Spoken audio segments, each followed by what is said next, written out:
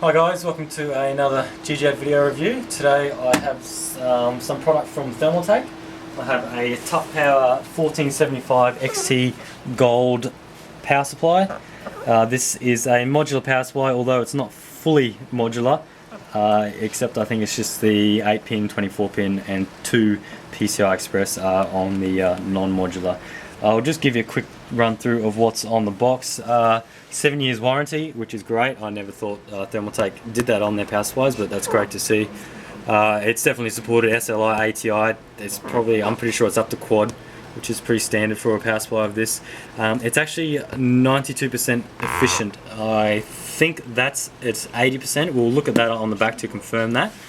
But it is pretty high nonetheless. Just some info on the side, won't focus on that. I don't think that's anything really too interesting. The other side, more pretty much useless information. Okay, on the back we have Japanese made electrolytic and solid capacitors. Good to see. It has a massive two 12-volt rails. I believe there's a 55 amps and 75 amps. I don't think I've seen a power supply that high. So anyone who's doing video cards, and even for the other people out there who run servers with multiple hard drives, this will be a power supply for you, which is hard to find. We also have some indicators on the side of the power supply. It's a bit hard to see that, but if you look on the TV, you can see it a bit better. On the on one of the sides, it has your standby light, PG signal, and temperature. So that will go red or green depending on the status, if they're good or not good. Okay, if you want to zoom in on if you can get that efficiency chart. As you can see, at 100%, it's into the 90s, which is good. And it has a smart fan control. If the power supply is under 50% load, the fan is actually stopped. So if you do have one of these power supplies from this series, don't be alarmed if the fan is not spinning.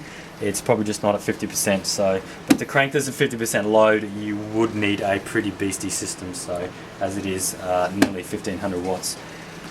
All right, up here we have the more on the rails. 3.3 volt is, these ones are standard 25 amps, 5 volt is 25 amps, and this is the two good rails here. You got your 12 volt 1, 12 volt 2, 55 amp, 75 amp, that's where you're going to use all your main power from, and minus 12 is 0.8, and 5 FSB is 4. Alrighty, up above there we now have all your connectors. So of course you got your 24 pin, your EPS 8-pin connector, and then you have another 8-pin, which is also branched out to 2 4s. So if you're running a sort of a micro HX board or an older board, you can still utilize it without using an adapter. We get 6 Molex peripheral adapters. We get 1 floppy drive adapter, which probably don't need. I'm pretty sure that's just the standard little extension cable. We get 16 SATA. I don't think I've seen a power supply that gives you 16 SATA. That is pretty impressive. And PCIe. Alright, over these two we get 2 full solid 8s, so they're unbreakable, and then we have a total of 6 8s that can be broken off into 6, and you'll just have the 2 spare if you're running 6. Alright, I think that's enough on the box. Let's crack this open. Let's see how it looks. Alright, straight away we have the sort of a quick manual on the top, warranty info and whatnot there. Okay, put that off to the side. Little bag. I think this is standard on most high-end power supplies these days.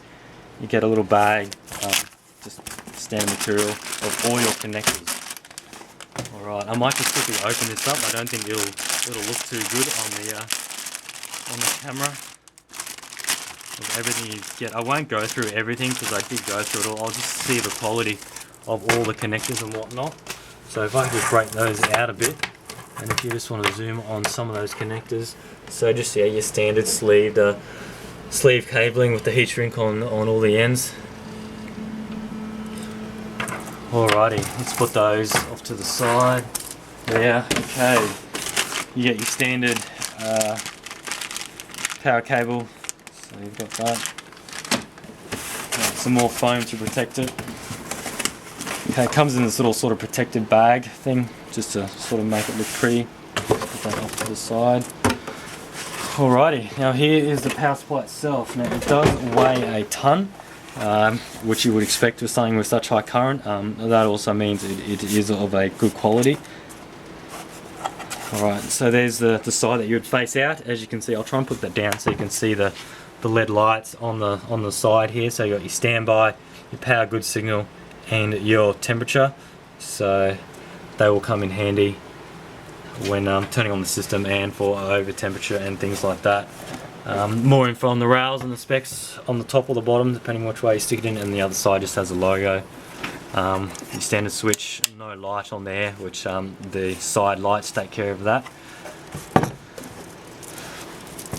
Alright, so let's just open these cables. These will be the same quality of the... I think this braiding is slightly different on these ones. You got your little moisture absorbent packet there.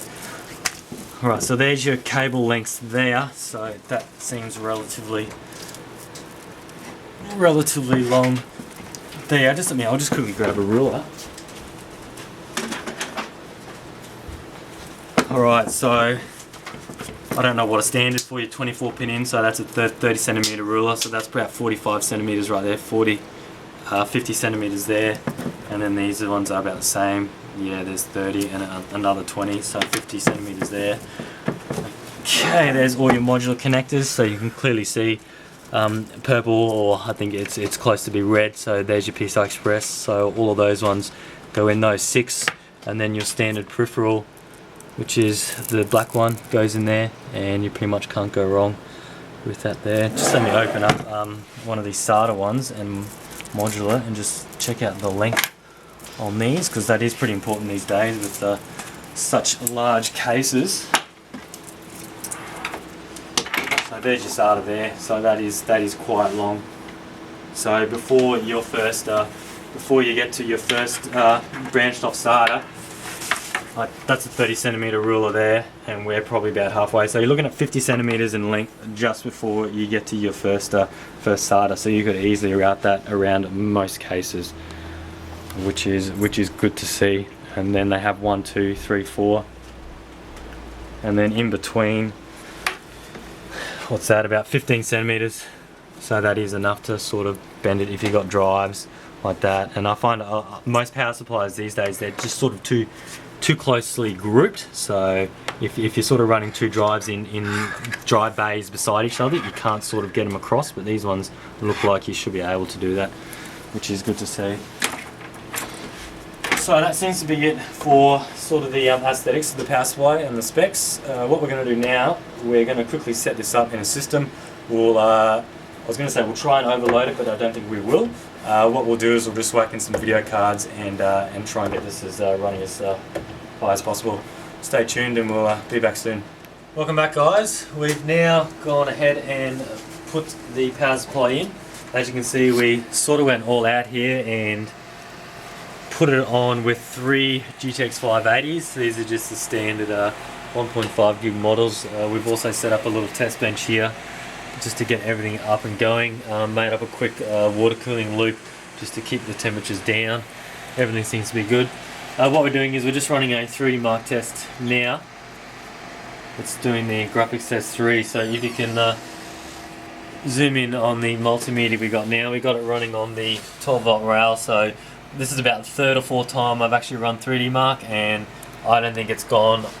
It hasn't really changed from 12.17 to 12.18, so it's pretty much rock solid on there. I'll just now change it over to the 5 volt, which is straight away 5.06, 5.05, and they're the 2 main ones to worry about. We've checked the 3.3 and the 5 volts. Well, the 5 volts we just did there. We checked the 3.3, and that one's spot on as well. There's no need for me to try and disturb it in here. But just another note to mention. When it said the fan on the power supply only runs at 50%, it took us about the 3rd 3D mark test for the actual fan on the power supply to start running. So with all this gear in here, it still wasn't getting up to temperature. Hence enough load to start the fan in the power supply. So for most of you, you will be able to run this without the fan even needing to spin. So, but I think that's everything with the power supply. It seems to be running this quite easy. I reckon I could throw in a ton of drives I've only used one or two Molex, but the main thing is these video cards. So I think that's it. Thank you for watching, and stay tuned for another video.